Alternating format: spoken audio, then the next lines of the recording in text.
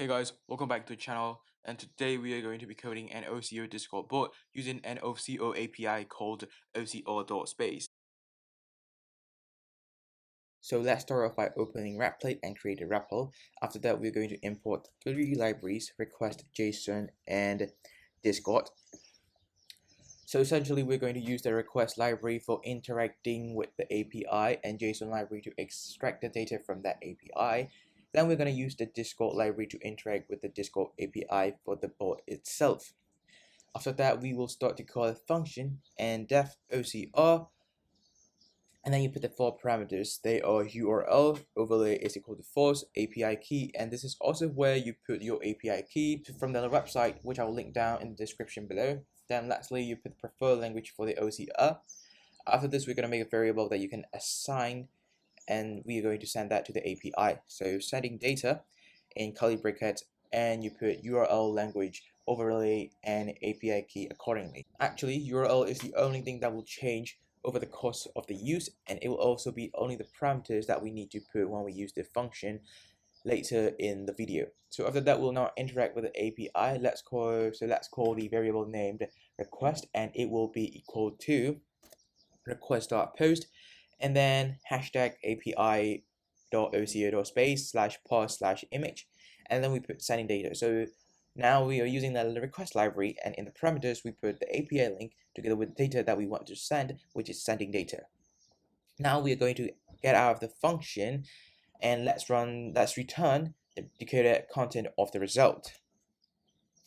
After that, we are now starting to use the Discord library. So let's set client is equal to discord.client, add event. So whenever there is an event, we will do the following. After that, we type async def on ready. So what we're doing now is that it will do the following code when the bot is at the ready stage, and I will tell it to print login success.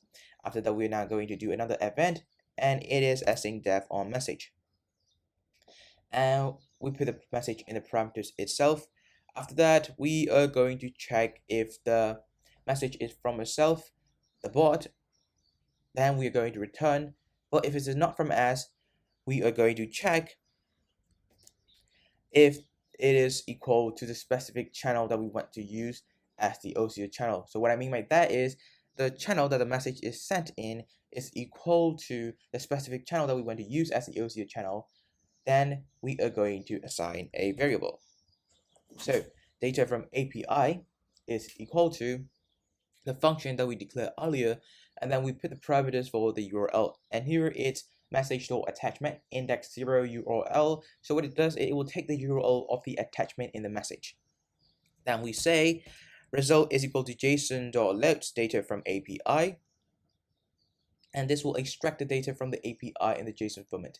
Then we do text detect is equal to result.get ParsedResult index 0.get ParsedText.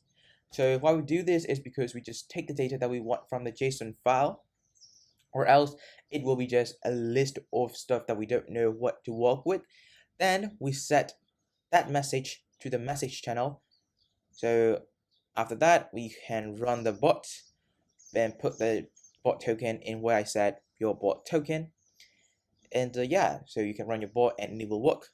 So let's just say this is all we have time for today, but however, I'll be polishing this bot in the further videos, so make sure to hit that subscribe button and turn on the notification as well, so that you can know when I polish this code further. Let me know your thoughts in the comment down below. Make sure to give a thumbs up as well.